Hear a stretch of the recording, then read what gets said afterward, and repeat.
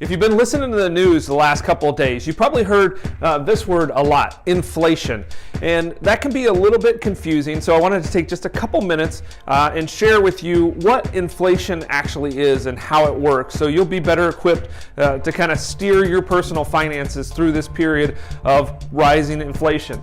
So there's really a couple things that can affect inflation, and generally, just to kind of give you an overview definition, so inflation is basically when things cost more and prices begin to rise. And there's a couple of things that can cause prices to rise, but in the simplest example, when you go to the gas pump, your gas will cost more. When you go to the grocery store, your food will start to cost more, and a variety of other things that you buy on a daily basis will start to cost more. But the real key to understanding inflation is understanding what is causing the inflation, because inflation can actually be a good thing and sometimes it can also be a bad thing. So let's take a look at what causes inflation. Really, at the most basic level, there are only two things that can cause inflation. You can have demand side inflation, or you can have supply side inflation.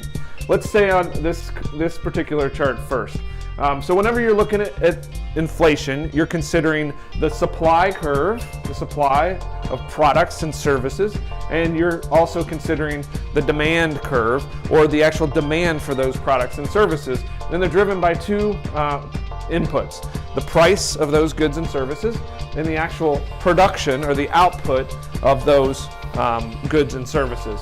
And so on a demand side increase in inflation, essentially what's happening is your demand is outstripping the output of the goods and services, and therefore your prices increase. So in this case, we had a demand curve that's here, and this is right here is the intersection of supply and demand. So that's kind of the perfect scenario, or the perfect price point. And so you have a certain price and you have a certain amount of goods, and they're meeting an equilibrium right here on this demand supply curve intersection. When demand increases, this demand curve starts to slide up here because there is a decrease. You need to increase the output, and there's a decrease of the availability of these products and services. The price will start to increase because there's just not enough. There's this concept of scarcity. So we begin to have scarcity, and the only way to fix that, to get back to equilibrium, is to increase the output. But during that time, when you're trying to meet demand, your price is going to come up. So that just means that for whatever reason, a lot of times it has to do with employment and jobs, and we're going to talk about all those things. The need or the demand or the want for those goods and services increases, and just naturally because of scarcity, the price starts to increase. So now let's take a look at supply side. So in the supply side scenario, again, you have your demand curve and you have your supply curve. In this case, your supply is changing, so the output is increasing. Okay, and again, theoretically, it's meeting some sort of demand out there, but generally what's actually driving is, and this could be because of desirability, it could be a change in technology that makes those things sort of more desirable. The price is actually leading here a little bit, or the actual production of the goods and services actually begins to decrease for whatever reason. So again, sometimes it's a technological shift, sometimes there's something in the actual raw materials that's reducing this output, and as a result, because there's less output, again, scarcity comes into play, prices increase. So there is an increase in cost that's driving that inflation.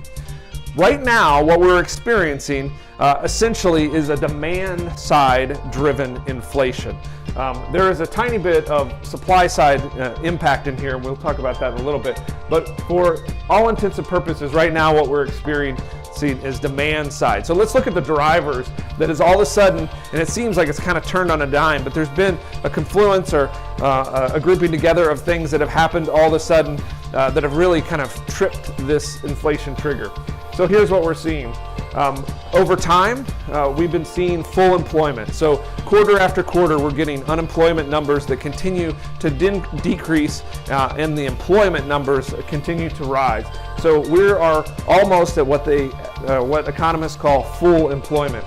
We're also seeing increases in salaries and wages, as obviously those employees become more scarce. The prices will come up, right? So here's a little bit of a supply side effect, right? There's less employees and as a result, the price that we pay for quality employees continues to go up. So we're starting to see that. This is kind of probably a predecessor to all these, but there's a strengthening of the businesses in general. And then recently we've had some tax incentives and cuts come out of our government and Congress, at least in the US. And that is again driving more money in the pockets of these employees and consumers and businesses, and therefore they're competing or going to start to compete for that output. So they're going to have more demand for products and services. And then ultimately, this is a nice little underpinning to all of this, the global economic market overall, so all the markets globally are starting to somewhat equalize and run in tandem. So everybody around the world is kind of having a positive economic impact and increase. And so the strengthening of all those markets, of course, help the US-based market again strengthen. So we're talking about mortgages and housing and those sorts of things here at My Perfect Mortgage. And so we ultimately want to know, how is this going to impact housing? So all of this, inflation, which again is going to increase prices, is going to have, and all of these effectors or drivers are going to have impact on housing. So what are we going to see?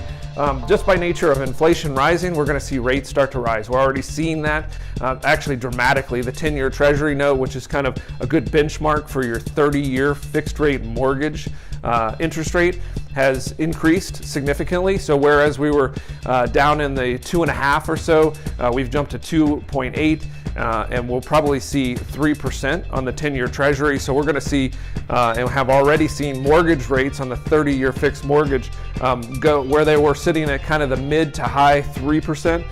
Now they've solidly crossed into the 4% range, and now you're starting to see 30-year fixed rate mortgages anywhere from 4.25 to 4.5, and that'll probably continue to rise throughout the year. There's also a rising in home prices. And again, this is a demand side sort of situation because a lot of the low inventory of homes, a lot of people have been renting, or the people who have been in the homes for a long time have gotten very comfortable. There hasn't been any new building activity for a very long time. And so there's not a lot of inventory, not a lot of people selling their homes at this point, because obviously you need basic shelter, so you need to own the home, you need to rent the home. So we're getting to see people strengthen here that have a reason to want to start buying instead of renting, but the buyers are comfortable in their home, and the actual building of new homes hasn't started because those companies haven't had the incentives or the confidence to really build a lot of homes. So we had a big deficit in homes, and that's causing prices to rise. But of course, all this will start to increase the building activity, but for some period of time, we're definitely going to have rising home prices. Growing home equity, because most of the people that are in their homes have probably been there for quite some time. And as, again, prices rise, home prices, these rising home prices will increase the home equity. So we're seeing an increasing amount of home equity in people that own their homes. So if you own a home, there's a good chance that your home's value has increased significantly, anywhere from 2 to 5% year over year for the last several years. So you've probably got extra equity in that asset that you may not even be aware of. And then ultimately, as people want and need mortgages and they have money, you're going to start to see an increase in the number of mortgage options and programs. So again, as the economy sort of heats up, which is a byproduct or even a driver of inflation, a little bit of both, you're actually going to see people taking more risk, and this means Wall Street as well. So they're going to start to open up some of the credit criteria. They're going to open up the sort of the affordability with different loan options to make it more affordable, especially as home prices. So you're going to see over the next couple of years, you're going to see a lot more types of mortgage loans. You're going to see probably interest-only products come back. You're going to see home equity products come back. So you're going to see a variety of additional mortgage programs and loan options that will be available to people that are buying mortgages. So just a quick wrap up, inflation. This just generally means that prices are rising. There's two ways that prices can start to rise, either an increase in demand or potentially an increase or a decrease in supply, which will drive up the cost. Right now, we're in a demand side inflation environment driven by full employment, rising salaries, stronger businesses, tax incentives, and overall positive global market. And then ultimately, what is it going to do to housing and mortgages? We're going to see rates continue to rise. We're going to see home prices continue to rise. We're going to see growing equity in homes, and that is going to increase the number of loan options and programs that are available to you. Hope you enjoyed that, and continue to watch us on My Perfect Mortgage.